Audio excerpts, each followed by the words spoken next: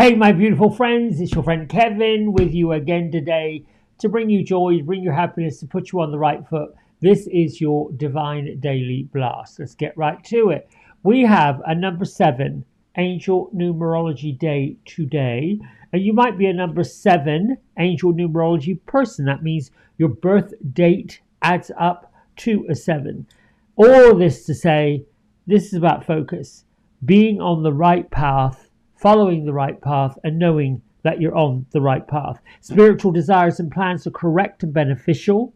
Your priorities are in the right order, and you're set to have a good life because you're making good choices, particularly where material matters serve you well. This is a day to be charming, studious, put on your scientific hat, and this works with the 7 of Cups, the Sun card, and the Chariot card. So pull those out of your tarot decks if you are into tarot. Now, you can use Archangel Metatron or Michael today. They'll be excellent spiritual partners ahead of the full moon.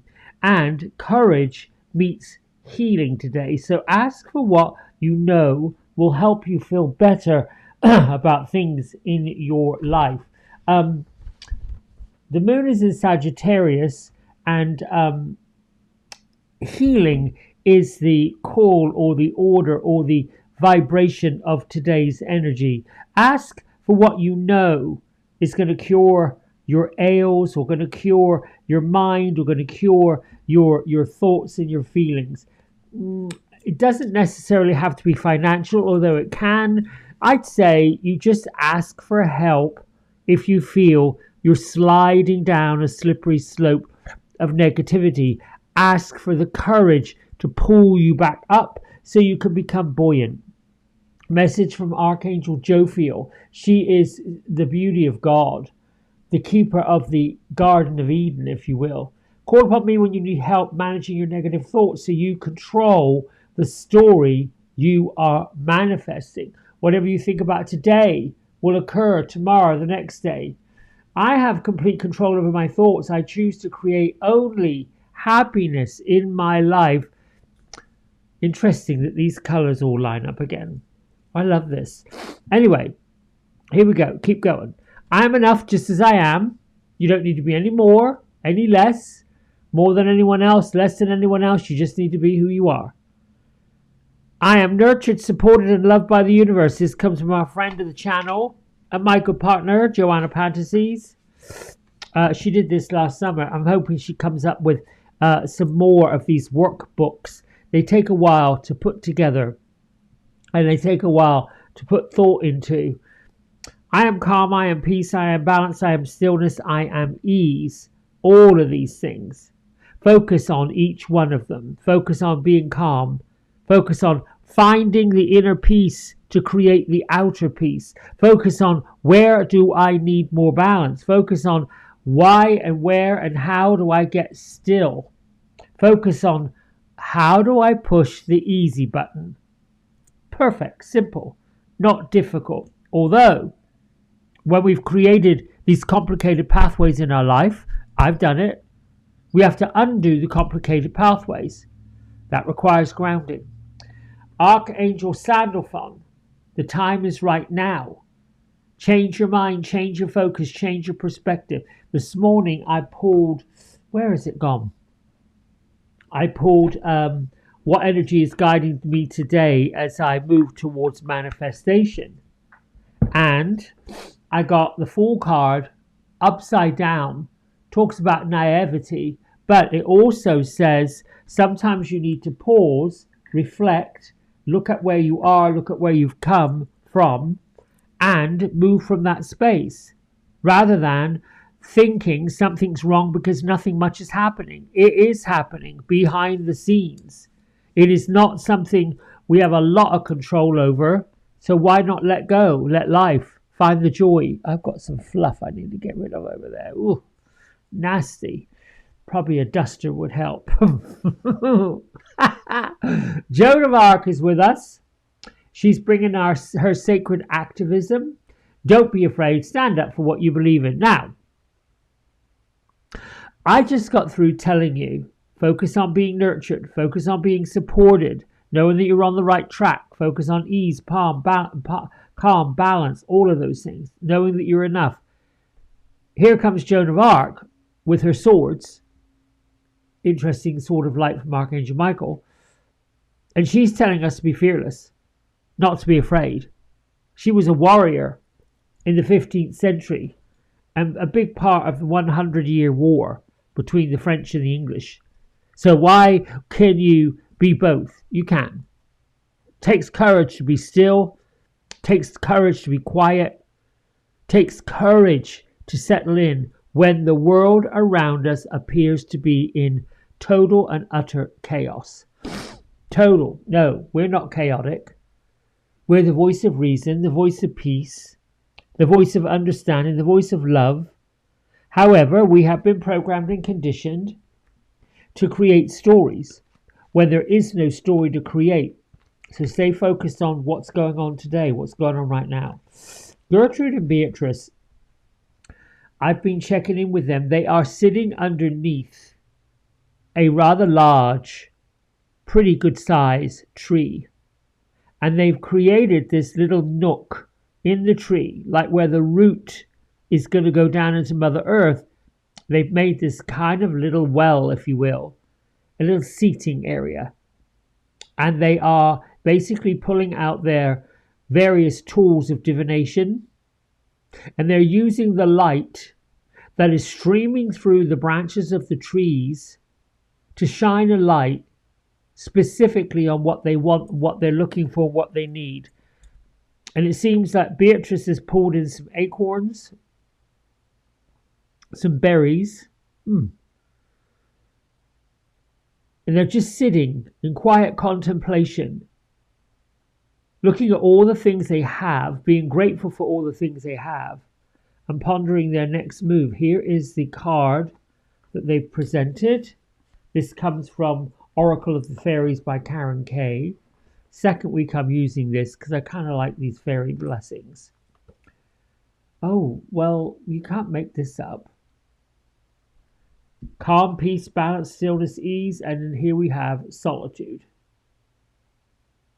Think of being alone as meaning that you are all one and in total harmony with everything. The greatest treasures are those that wait silently during your quiet times. So maybe today, see, and this looks like our two fairies in the middle of their woods, just pondering, focusing. I don't want to cover up that focus. There you go. Put her in the middle. I want to read more about what this fairy queen of solitude has to say, because I think it's important. I think it's important for our future transformation. Sometimes when we think of being alone, it can bring fear, perhaps the fear of being lonely. Could even make us feel like, well, we're bored. I'm bored with sitting here doing nothing. What's next? We often associate being alone with these kind of feelings. So the good news,